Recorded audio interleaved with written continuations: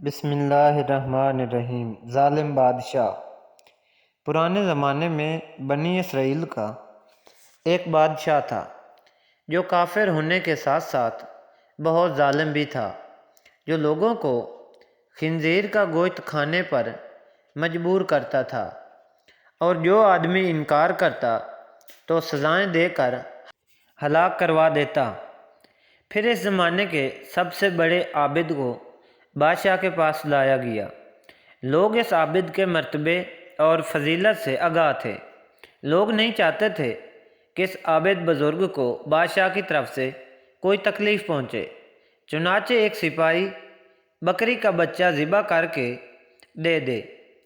جب بادشاہ عابد سے کہے گا کہ خنزیر کا گوشت لاؤ، تو سپاہی بکری کا بچہ ذبح کر کے بجائے اس عابد کے سامنے خنزیر کا گوشت رکھیں تو میں وہی بکری کا گوشت آپ کے سامنے پیش کر دوں گا۔ بادشاہ یہ سمجھے گا کہ آپ نے اس کی خواہش کے مطابق خنزیر کا گوشت کھا لیا، اور اس طرح آپ بھی ہلاکت سے محفوظ رہیں گے۔ عابد نے بکری کا بچہ ذبح کر کے اس کا گوشت سپاہی کو دے دیا۔ جب عابد کو بادشاہ کے سامنے لایا گیا تو بادشاہ نے حکم دیا کہ خنزیر کا گوشت لایا جائے۔ منصوبے کے مطابق تو اس سپاہی نے بکری کا گوشت عابد کو پیش کیا۔ بادشاہ نے کہا، میرے سامنے خنزیر کا گوشت کھاؤ۔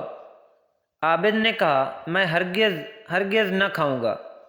یہ سن کر سپاہی نے اشارے سے بتایا کہ یہ وہی بکرے کا گوشت ہے جو آپ نے دیا تھا، آپ بلا جھجک کھا لیں۔ لیکن عابد نے بادشاہ کے سامنے وہ گوشت کھانے سے انکار کر دیا۔ ظالم بادشاہ نے سپاہیوں کو حکم دیا کہ اسے قتل کریں۔ جب عابد قتل کے لیے جانے لگے تو وہی سپاہی قریب آیا اور کہا، آپ نے گوشت کیوں نہ کھایا؟ باخدا یہ وہی گوشت تھا جو آپ نے دیا تھا۔ عابد نے کہا، ایسی کوئی بات نہیں، بلکہ میں اس بات سے ڈر گیا تھا کہ لوگ میری وجہ سے فتنے میں مبتلا ہو جائیں گے، کیونکہ جب بھی کسی کو خنزیر کا گوشت کھانے پر مجبور کیا جائے گا تو لوگ کہیں گے کہ فلاں عابد نے بھی تو مجبور ہو کر حرام گوشت کھا لیا تھا، لہذا ہم بھی کھا لیتے ہیں۔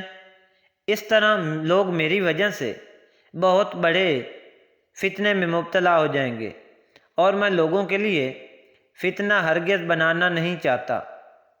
یہ کہہ کر وہ عابد خاموش ہو گیا، اور جلاد نے اس کا سر تن سے جدا کر دیا۔ اب دیکھیں، حالانکہ عابد کو پتہ تھا کہ یہ گوشت بکرے کا ہے، لیکن پھر بھی انہوں نے اس وجہ سے نہیں کھایا کہ دوسرے لوگ غلط نہ سمجھ بیٹھیں۔ تو آپ لوگ بھی اس طرح سے کوئی کام نہ کیا کریں کہ آپ کی وجہ سے کوئی دوسرا غلط فہمی میں مبتلا ہو جائے۔